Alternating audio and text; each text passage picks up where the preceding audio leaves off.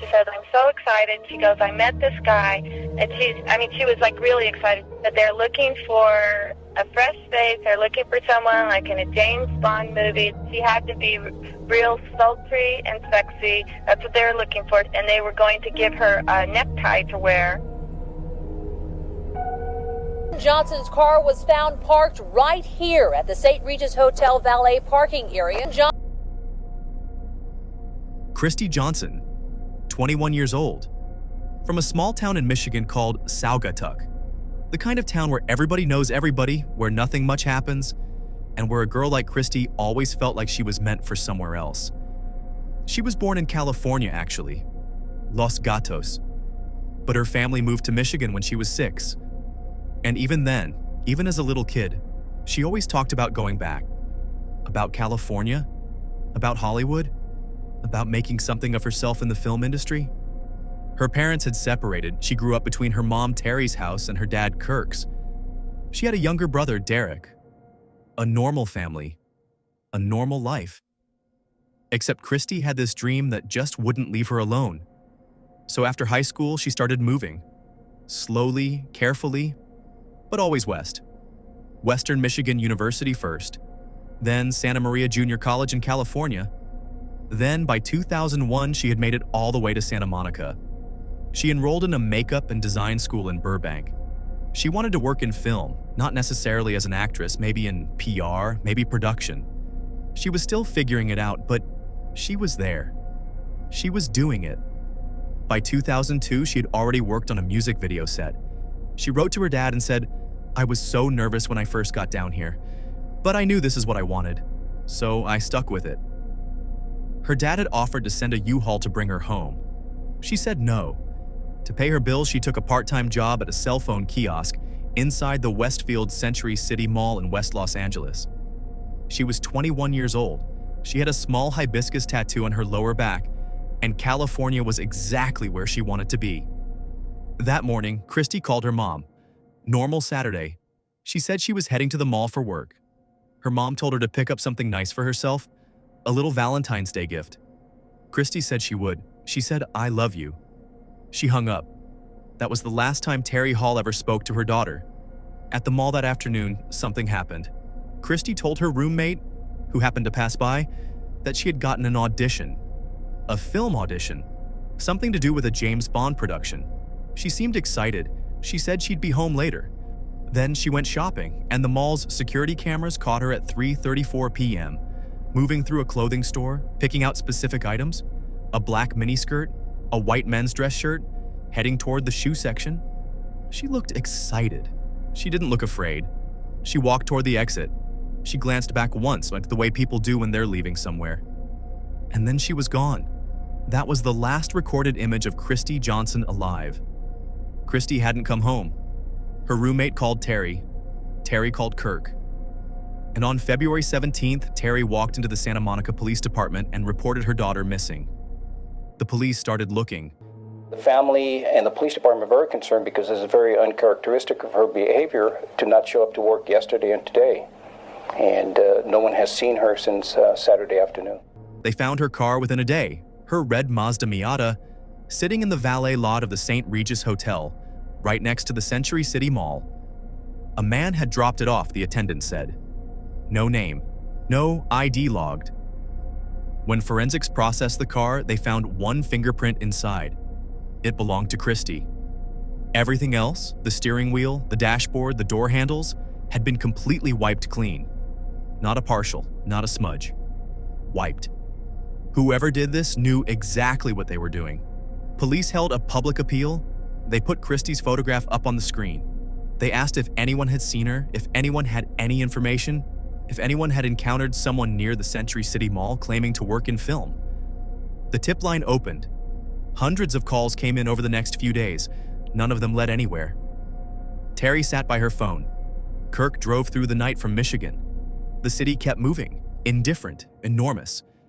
And then on the 5th day, a woman sat down at her kitchen table, opened the Los Angeles Times, and felt her heart drop. Her name was Susan Murphy. She was reading the Metro section, a small article. A missing girl, it said. disappeared after going to meet a filmmaker at the Century City Mall. Susan set her coffee down. Because about 3 weeks before Kristi disappeared, someone had approached Susan at that exact same mall. Said he was a filmmaker. Said he was casting for a James Bond movie. Said she was exactly the look they needed. He gave her a corner to meet him at. Told her what to wear, told her to come alone. She went, but she brought her boyfriend, kept him waiting in the car down the street. When she asked the man to show her some ID, he got cold, told her she wasn't right for the part, and walked away. She thought nothing of it at the time, just a strange encounter. But reading this article about this girl who went to a film audition she was invited to at the Century City Mall and never came home, Susan knew. She picked up the phone and called the tip line. She came in and described everything: the man's face, his build, his manner, the way he spoke. A sketch artist drew it out. When she looked at the finished sketch, she said, "That's him." The sketch was distributed through law enforcement channels. And insisted in a very aggressive manner that she come with him immediately. Within days, a parole officer called the police. She recognized the face. She said, "That's my parolee. His name is Victor Paleologus. He was released from prison 26 days before that girl disappeared." When police pulled his records, what they found wasn't a single crime. It was a pattern.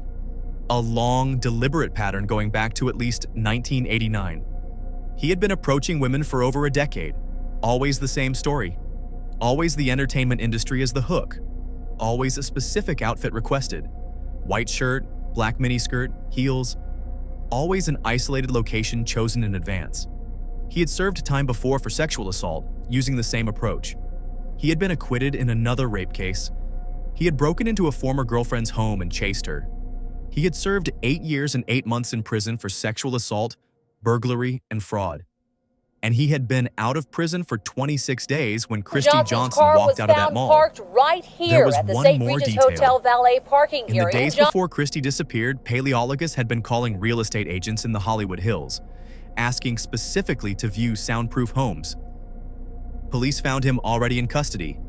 2 days after Kristi vanished, he had tried to steal a BMW from a Beverly Hills dealership on a test drive and was arrested. They went to interview him. He said nothing. Every question about Kristi, he changed the subject. "I don't know anything. I don't know her." Over and over, he had been caught on the mall's security cameras on the same day Kristi disappeared. He said nothing about that either. Johnson's car was found parked right here at the St. Regis Hotel valet parking area. He said nothing about that either. 16 days after Kristi went missing, a group of hikers found something in a ravine in the Hollywood Hills. Her body. She was bound at the hands and ankles. She was partially inside a sleeping bag. She had been strangled. There was blunt force trauma to her skull. She had been there for 16 days. The Los Angeles rainy season had been heavy that year. By the time she was found, the rain had washed everything away. No DNA at the scene. Nothing to collect. There was one thing left. A small hibiscus tattoo on her lower back. It was her. Terry Hall got the call that evening. She already knew before they said a word. After Kristi's body was found, more women came forward. Alice Walker, who had been approached at her workplace inside the Century City Mall on January 25th, 2003. Same audition story, same corner, same outfit instructions. The encounter turned violent. He attacked her.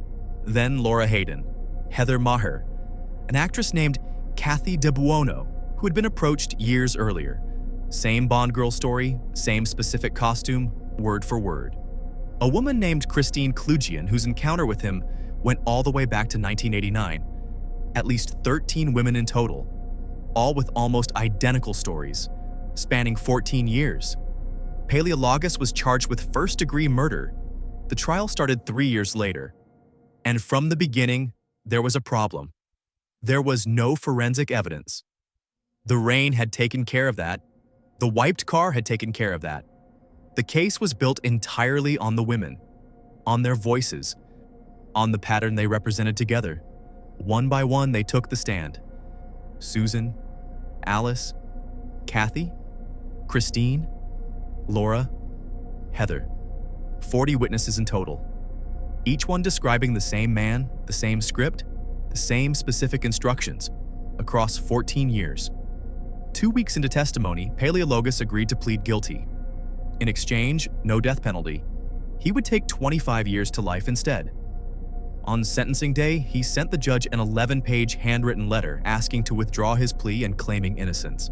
Court this morning received a letter, it's very lengthy, from the defendant. I'm going to deny the motion, Mr. Paleologus. The law states very clearly a plea may not be withdrawn simply because the defendant has changed his mind. Court. The judge denied it. For the first-degree murder of Kristi Louise Johnson, 25 years to life in the California State Penitentiary. 3 days after sentencing, he gave an interview. He sat down. He was calm. He said he had nothing to do with Kristi Johnson. He said his attorney pressured him. He said the 13 women were lying. Every one of them. He said, "I don't know anything about Kristi Johnson." The same 3 words he'd been saying since the beginning. In 2008, he appealed to the California Supreme Court, argued his attorney had forced the plea. The court denied it. He is still in prison today. You took responsibility for Kristi's death. I had to. I had to in order to get the plea. And that's what you did. It was a solemn oath. That's what you want to withdraw? Absolutely. Absolutely. That is what I wanted to withdraw. Because I'm not responsible for her death. Kristi is my guardian angel. She is the girl that I look up to. She's the one that provides me with strength. And I go back to the last Father's Day card that Kristi sent me. It's a beautiful card. I cherish it. Victor Paleologus has been allowed the freedom to let the evil in his life escalate, resulting in the heinous murder of Kristi, my beloved young daughter, a beautiful young woman on the threshold of her life. Years later, while researching the case, actress Kathy DeBuono found something. In a suburb of Philadelphia, a place where Paleologus had family connections, in 1988, a year before his first known attack in Los Angeles, the remains of a pregnant woman were found behind a distillery. The case was never solved. The woman was never identified. Nobody has ever answered the question Kathy raised. Was Kristi the last? Or was she not even the first? At St. Augustine's Church in Santa Monica, there is a fountain in the courtyard. It was put there in her memory. They called it the Kristi Johnson Fountain of Joy. She was 21 years old, 7 days from her 22nd birthday when she disappeared. She had left Michigan with a dream and nothing else, and she had built something real: a school, a job, a first credit on a music video set, a life that was just beginning. Her mom, Terry, and her dad, Kirk, have never stopped saying her name. They show up to every proceeding, they write every letter, they make sure the world does not forget, and the world shouldn't. Her name was Kristi Johnson. Victor Paleologus is currently serving 25 years to life. In July 2024, he waived his parole hearing. He remains in prison. The pregnant woman found in Philadelphia, 1988. Still unidentified, still unsolved. Kristi Johnson was 21 years old,